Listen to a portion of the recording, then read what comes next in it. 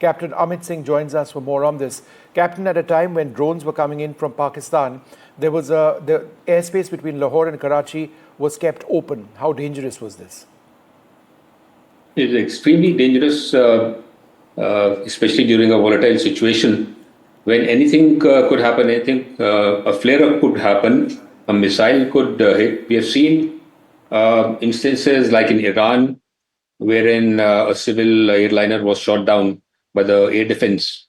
So this was a very high-risk situation. The responsibility of the airspace closure rests with Pakistan, but also with the local authority of the airline which is operating. For example, if it is a fly NAS from Saudi Arabia or a fly Dubai, which was operating, so both UAE and Saudi government are responsible for the operations or the lives of people or taking a risk. There was, in fact, either of them, a Dammam to Lahore flight which landed, I believe, after 10 p.m. at Lahore. That is the height. That is, entirely during the period when many of these attacks were taking place. Again, India was able to discriminate. We used our radars and to ensure that that particular airliner was not targeted. But at a time when there are very hectic air attacks coming in from Pakistan, it shows restraint. It shows the ability to discriminate successfully, to ensure that there is no quick-fire scenario which emerges. But again, the larger story of how Pakistan allowed these civilian airliners to operate, that's fairly shocking, right? It is fairly shocking because the first thing which is done is to segregate the civil aircraft so that if a trigger-happy person decides to, or by mistake fires, so that has happened in the past a couple of times. In bigger airliners, 777, 737 have been shot down. And this is a very high-risk situation, which, of course, knowingly, this risk has been taken by the authorities there, knowing very well the quantum of risk which is involved and the lives of innocent civilians are involved. So that is, as it was said in the press briefing, it was used as a shield because to restrict the ability, and they knew that Indians will not violate or will take extreme caution to basically engage in that sector. So that is a kind of a threat that do not overstep. Otherwise, you could risk, because that will be, if something happens in the international forum, they will have a upper hand. Because if a civil airliner is down by an attack from the Indian side, so that is what they are wishing for, basically. A huge escalation as well, and that seems to be certainly something to look out for. I'm just going to remind our viewers of what the big developments have been in that press conference. Yesterday night, we saw intensive drone attacks by Pakistan. Now, this is what the spokespersons of the Air Force and the Army mentioned. This was military infrastructure being targeted. 36 locations were struck. Up to 400 drones. In fact, between 300 and 400 drones were used. Many of these drones were brought down. The goal of many of these intrusions was to probe Indian air defenses. There were certain Turkish drones which were being used. Remember, Turkey is an ally of Pakistan. They've not condemned Pakistan for the Pahalgam terror attacks. And they've hit out at India for our response to that. An armed UAV, in addition to what I mentioned earlier on, was used to attack Bhatinda. That particular unmanned aerial vehicle was neutralized. India, in response, did attack Pakistan. Armed drones were launched, I believe, at 4 locations, which resulted in the destruction of an air defense radar of Pakistan. Now, that's very big news because there would have been 2 air defense sites of Pakistan which were destroyed yesterday. One which took place in Lahore earlier on the day, and the second one took place last night, the location of which was not mentioned. There was also very heavy shelling which took place by Pakistan last night. There have been losses to Indian Army personnel, injuries as well. India has dubbed Pakistan's activities, their actions, to be irresponsible, and civil airspace, they pointed out, was not closed. Civil airliners have been used as a shield at a time when these attacks were coming in from Pakistan. I'm also joined by Mahesh Sachdev, who joins us now, and Tarakat Thab and Mohan Ranganathan. Captain Ranganathan, let me come to you first. If there are incoming air intrusions or drones for Pakistan to keep its airspace open, what does that suggest to you? Definitely during the time of uncertainty, they should have closed the airspace. But looking at the diagram which is being projected on your screen, it is just one flight. Okay, so it could be like what Amit said, the airliner and the country from where it originated, they are equally responsible for safety. It is not just the question of a trigger-happy Indian Air Force or the Pakistan Air Force. So when they knew that there was a war-like situation and civil airlines have been shut down earlier, it would have been prudent on their part to divert the flight back instead of proceeding towards Lahore. The very fact that they didn't, it is not just Pakistan which is responsible, it is also Saudi Arabia which is responsible, because you said it, the flight was from Dammam.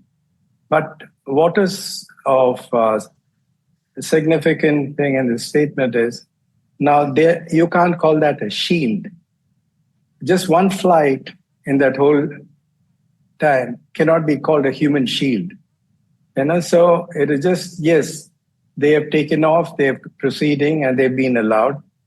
And you can't say that only India showed restraint. I think even Pakistan showed restraint. They kept off at that time. So this, you're wrong and I'm wrong kind of attitude is not correct. Yes, it was an unsafe situation, and the Saudis are equally to blame for letting that flight go. But what is important is airlines should avoid flying in that area. We've seen so many in recent times where aircrafts have been shot down by missiles or drones. So it is much better to avoid that area completely. In fact, Amit Singh, let me come in over here, Captain Amit Singh. This is it is fairly preposterous for an airline to allow its flights to go through when so many flights are avoiding Pakistani airspace. And in a situation like this, to not be informed, the pilots in the aircraft, of a situation which is developing, it seems that the airline was completely out of touch with what was happening. Security, safety is the primary concern of all airlines. I mean, this almost seems illegal what they did.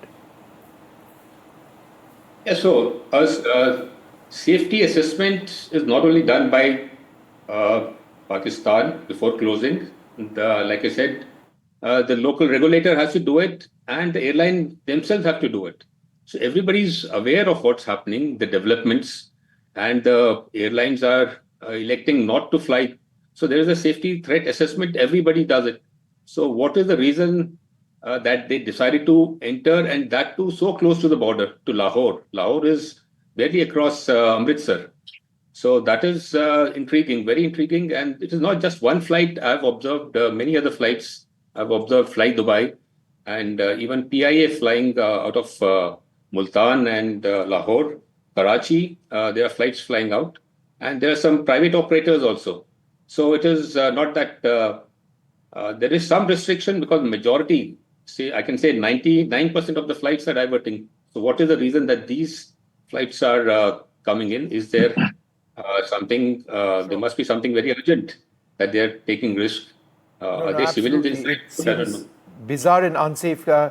Ambassador Mahesh Sachdev also with us. Ambassador, what the Foreign Secretary also mentioned is important. He said that this very deliberate effort by Pakistan to try and communalize the situation by hitting, for example, missionary schools or hitting gurdwaras where there's in fact been a loss of life was deliberate and it was targeted. It's a new low as far as he's concerned, even in terms of what Pakistan does. Can you reflect on the significance of what the Foreign Secretary said?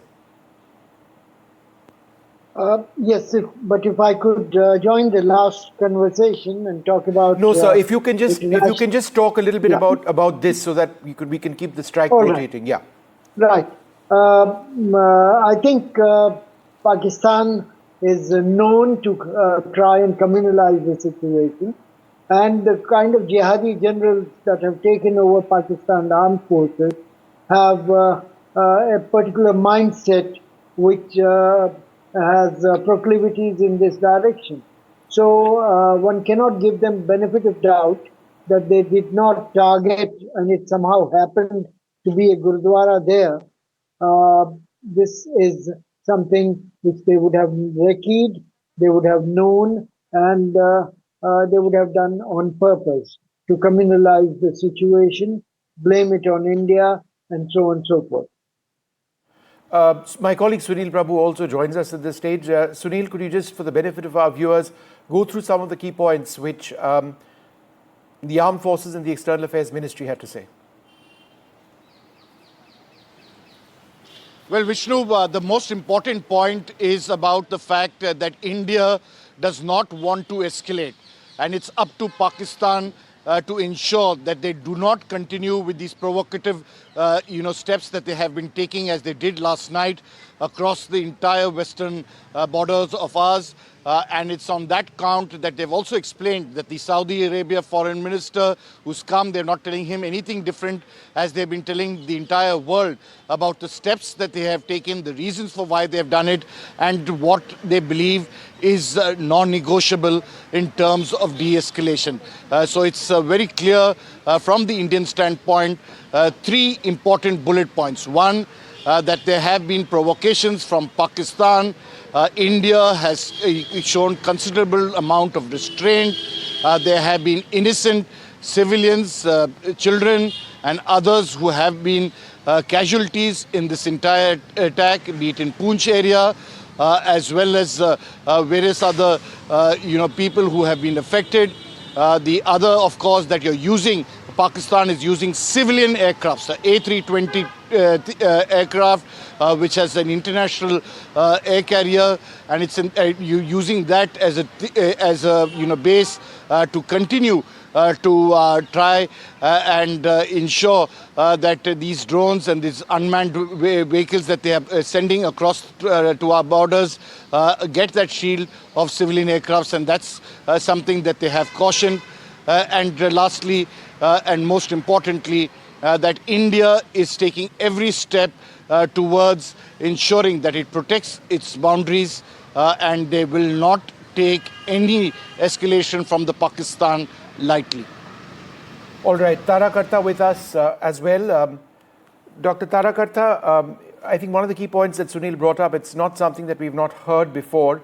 India doesn't want to escalate, but while we keep offering that statement, Pakistan seems to be looking the other way, and they seem intent on escalation. How do you see this, and do you get some sort of hope from the fact that we haven't seen a great deal of military action throughout the morning? Do you believe that this could be the first step towards de-escalation? No, I don't think so, because so far they have not shown, unfortunately, I'm not being hardline here, they have not shown a single sign that they want us to back off. In fact, they've done the reverse. They've done everything they can to push us, step by step forward. And we've been exercising restraint, statements across, which you've already talked about. Like I said, I'm not sure if this is entirely explained by General Asim Munir's extreme vulnerability right now. I don't know, but I'm assuming that is the reason. But he is also joined by his co-commanders. So then I would assume that all the co-commanders are on the same page with him in this reckless escalation which they've been doing since the Pahalgam terror attack. The terror attack itself was a slap on your face. Let's not forget that. Such an attack happened after 10 years. So I at the moment, I don't see anything. In fact, I'm just wondering if they are sort of holding fire for some other reason. Mohan Ranganathan, sir, let's talk a little bit more about aviation. We've sort of expressed the concerns on flights operating in Pakistan. How safe are flight operations in India? See, talking about safety in India, it's pathetic. I'm very sorry to say that, because we don't have a regulator who enforces regulations. They dance to the tune of the ministry and the DGCA, the airlines. So safety-wise, we are flying on horoscope. I can tell you that. And now with the monsoons coming, you will see for yourself.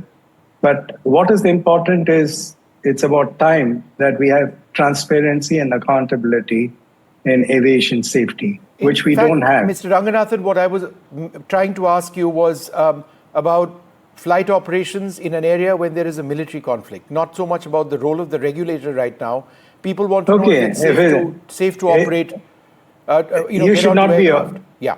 you should not be operating anywhere near a military zone. It is, even when the situation after an aircraft was shot down in the Gulf area, I had written an article in Hindu that even Air India was taking a risk flying close to that area where they fly direct, while all the others were going past. So when there is a war zone, you should not be flying anywhere near that area. Okay. I'm now told that after yesterday's drone attack, and I would look to reconfirm this, but it seems likely that India has extended closure of 28 North Indian airports till the 14th of May from the 10th of May. I mean, this is, it's an important indicator that India doesn't see, and this is what Tara was mentioning, that perhaps there is no de-escalation. If we are extending the shutdown of airports from the 10th of May to the 14th of May, it's perhaps because we anticipate attacks and we anticipate the situation continuing, perhaps even getting worse. Is that your reading as well, Ambassador Sachdev? I would like to point out that tonight, Indian time, IMF reviews Pakistan's loan conditions for $1.5 billion of line of credit. And I think technically Pakistan would perhaps avoid giving the impression that they are escalating till that particular event is over. It's very important to Pakistan's economy, partly because the money itself is important, but partly also that more than 5 times that money hinges on the terms and conditions approved by IMF. So I would like to believe that Pakistani nomenclatura would have taken a decision deliberately to lie low until that particular Rubicon is crossed. Thank you. All right. Amit Singh, your thoughts on this, initial information coming in that we have extended the NOTAM notice to airmen, saying that, not NOTAM, we have increased the number of days by which 28 airports across the country are shut down. Do you believe that this is an important step? This is a necessary step. After MH17 was shot down, ICAO has issued guidance on flights near conflict zones. So they have given a number of recommendations, and we are complying as per the ICAO recommendations and what a sane person would do. So we are doing very well in terms of avoiding the conflict zone. It is just the area in between where I don't know for what reason, what payload those aircraft were carrying and what was the necessity for that airline to operate. So that is what, I don't know, we'll never come to know. Tara, come in over here. Where do you see this situation presently? And let me be more specific with that question. We've had the Saudi foreign minister in India and in Pakistan as well. Do you see them playing an important role? Yeah, sorry. I was just going to mention that last time and I forgot. There is that small window of ray of hope that the Saudis, I was trying to check what is the amount of financial dependency. It's pretty huge. It's not just about $3 billion loan, also the special oil facility. There's a huge dependency there. But like I said, I'm sorry to say that, perhaps I shouldn't say it, it's a relatively junior minister who has dropped into Pakistan. I'm assuming that the other people have spoken to both sides. And incidentally, there is also NOTAM at sea. Both Pakistan and India have issued 2 separate NOTAMs. So that I'm assuming is operational, despite which is the present Air Blue and Lahore, PIA aircraft is still operating there. So it's very puzzling. How can you have a NOTAM as well as aircraft going there I'm sorry to impinge on the earlier debate, but if I can just put that in. Tara, the fact that we've had, the operations themselves yesterday were efforts at trying to probe Indian defenses. That's what our belief is, that any number of these drones didn't necessarily carry a warhead, but they were aiming to probe our defenses. It seems to indicate that Pakistan wants to test, the battlefield, as it were. So do you therefore see this as being a military step, which is a prelude for something worse? See, they have a very solid drone capability. They haven't as yet used their most armed drones, the Chinese ones. They And used it against Bhatinda. In fact, I was coming to that next just last now, night. Yeah, that go was ahead. just the I heard you saying that. So they've used it now, but so far they haven't used that. Then there are reports from various sources that they've also got the Turkish that new version of the Bayraktar drone, which is a 4,000-kilometer drone. I don't know if it's true, and I don't want to create a scare, but that Turkish aircraft which landed was certainly not carrying gifts for the Pakistan army. Number 3 was the Turkish warship which was there 2 days ago in Karachi. So there's a lot of things happening at the same time, none of which is good. Like I was telling someone else, this is what I think distinguishes this crisis from earlier crisis, is the complete lack of pressure from any quarter. There is no heavy pressure coming from Russia, from US, from anybody. That is what distinguishes this particular conflict from earlier ones. And that's dangerous. So in other words, Dr. Tarakatha, you believe that there is no real pressure on Pakistan to end this madness, right? No. I don't know about the Saudis, certainly not from the US. You heard J.D. Vance's statement. Russia has issued a mild kind of saying we'll mediate.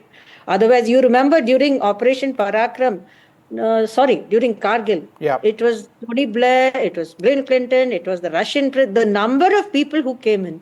Now I don't see anyone. All right. Okay, thank you all very much for being with us.